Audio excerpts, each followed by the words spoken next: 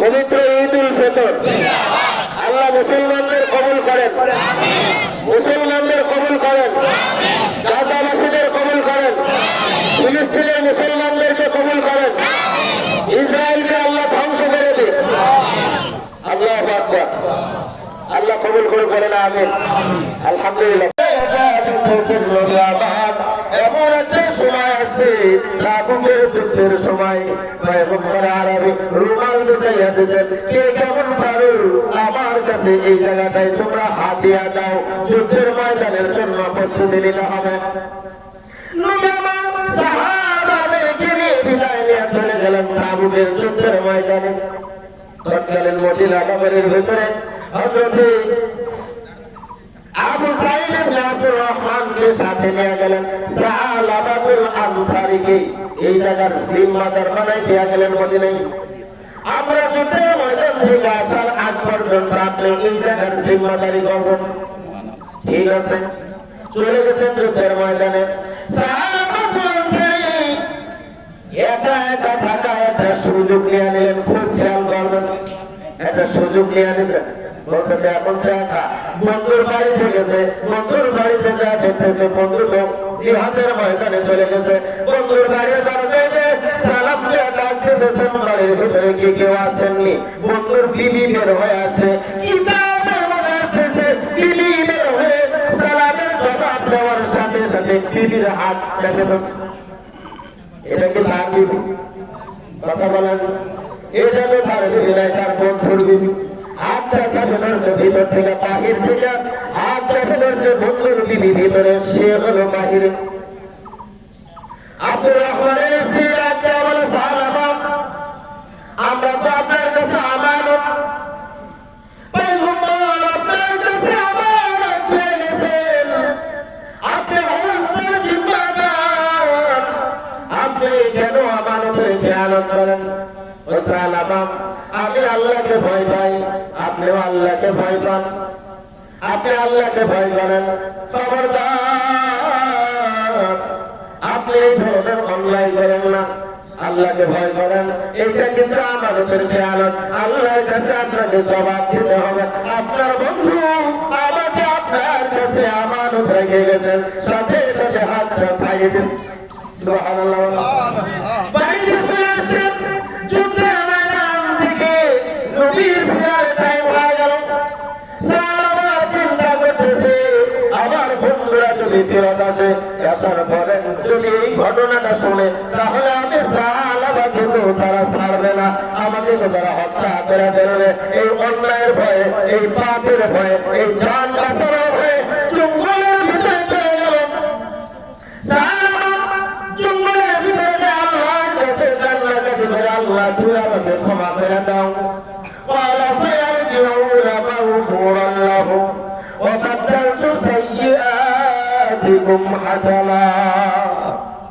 বারবার আল্লাহর কাছে বিনতি জানাই, বারবার আল্লাহর কাছে বড় করে ক্ষমা চাই, আল্লাহ তুমি আমাকে ক্ষমা করে দাও। এ ভাই আপনারা বলেন তো অপরাধ কয়টা? কথা বলেন, অপরাধ কয়টা?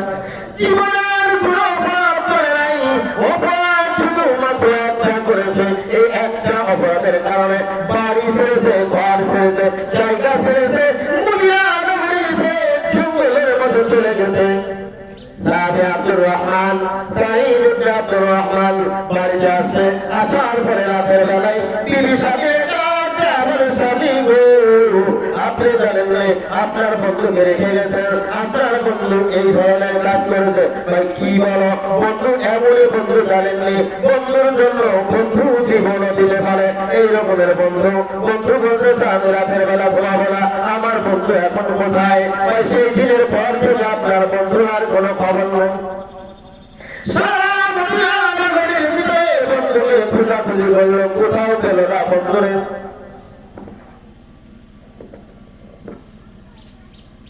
কোথাও খোঁজাখুঁজি করে বন্ধুরে পায় নাই।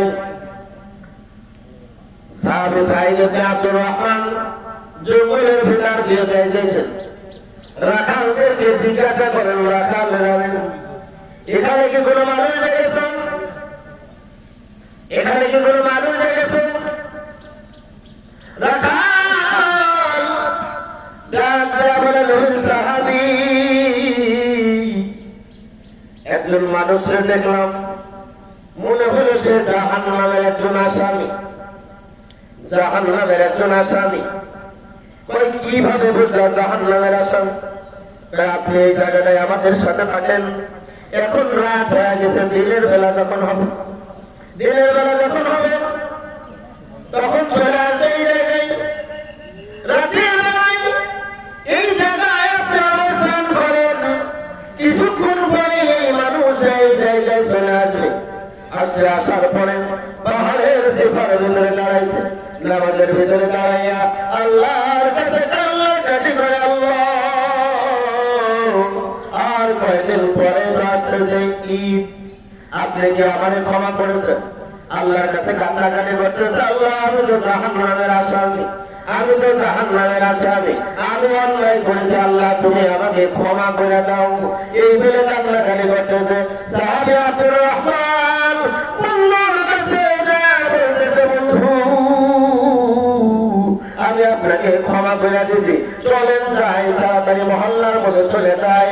সাহাবী সালামা ডাকতে বলে, বন্ধুরে আমি যে অন্যায় করেছি, এই অন্যায়ের ক্ষমা আমি পাওয়ার যোগ্য না, এই অন্যায়ের ক্ষমাকে আল্লাহ করবেন, এর সমাধান কি আপনি দিতে পারবেন?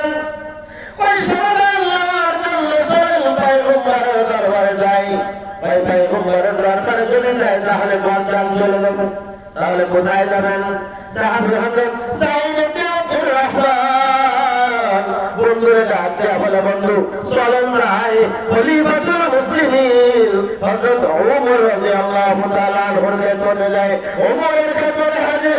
ওমর ডাকতে বলতেছে, ওমর আমি যে এই অন্যায় করেছি। ওমর রাগান্বিত হয়ে গেছে, রাগান্বিত হয়ে ওমর বলতেছে, তোমার সাহস হলো কিভাবে আমার দরবারে আসার? তোমার রাসূল যদি আমাকে অনুমতি দিতেন, আল্লাহর কসম তোমাকে আমি দরজা ফলাইয়া দিতাম। অপরাধ কয়টা? কথা বলেন, অপরাধ কয়টা? এখন কি করবে? কাঁদতে কাঁদতে চলে যাইতেছে। ওই কাঁদতো না, ওই আর এক জায়গা আছে, নাই কোথায়? ওই চলো আমরা আলীর দরবারে যাই। আলীর দরবারে গেল, আলীও একই কথা বলেছে। ওই জায়গা থেকে কাঁদতে কাঁদতে চলে আসতেছে। ঘটনা অনেক বড় লম্বা। ওই আবার যাই, চলো উসমান রাদিয়াল্লাহু তাআলা আনহুর দরবারে গেল। উসমানও একই কথা বলতেছে। এইবার সব থেকে বড় একজন সাহাবী হযরত আবু বকর রাদিয়াল্লাহু তাআলা আনহুর দরবারে যায়। আবু বকর একই কথা বলতেছে।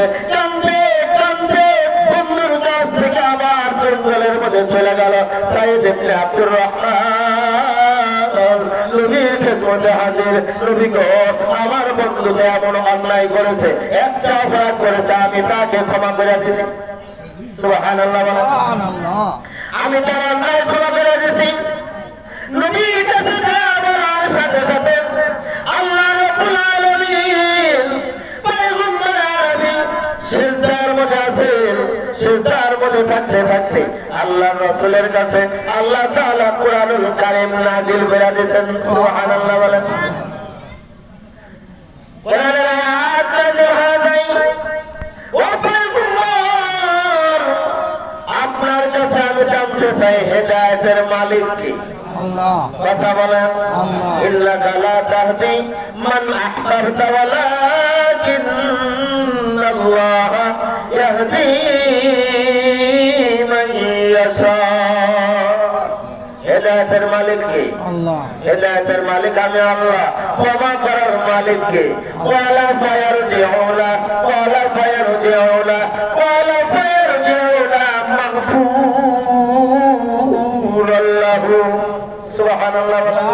ও পয়গম্বর, আমি আমার সালামারে ক্ষমা করে দিয়েছি, সালামাকে আমি মাফ করে দিয়েছি।